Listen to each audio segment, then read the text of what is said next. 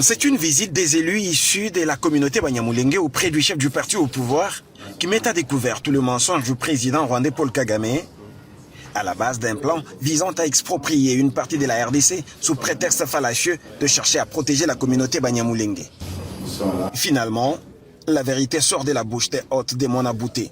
Nous avons le chef de l'État qui nous exprimons notre soutien parce qu'il a toujours dit que les Banyamulenge sont de Congolais.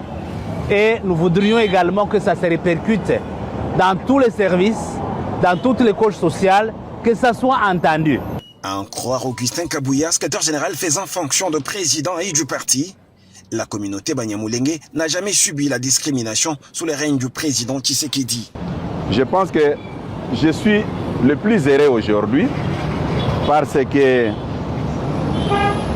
j'ai accepté de me présenter avec la délégation Banyamulenge devant la presse pour contredire le président rwandais que les Banyamulenge ne subissent pas de discrimination dans le régime Tshisekedi. Ici, c'est le parti politique IDPS, parti au pouvoir.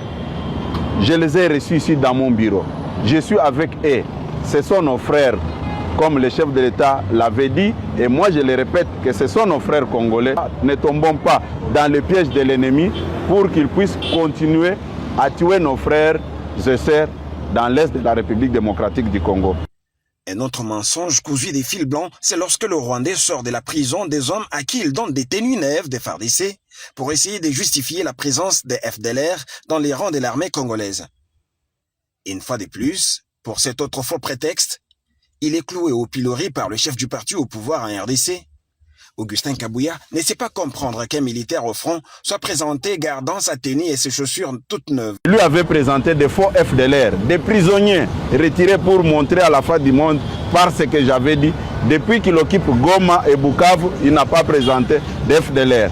Par manque d'arguments, il est allé sortir des prisonniers, il les a habillés, comme on dit, il n'y a pas un crime parfait. Il les a amenés. Comment expliquer un militaire qui vit au front peut avoir des tenues neuves? Lors de son dernier entretien avec quelques hommes de médias de la presse locale, le secrétaire général faisant fonction de président et de l'UDPS avait dénoncé le mensonge du président rwandais Paul Kagame, qui, après l'occupation par son armée de certains territoires dans l'est de la RDC, n'avait jamais été capable de fournir une seule preuve de la présence des éléments FDLR sur le sol congolais.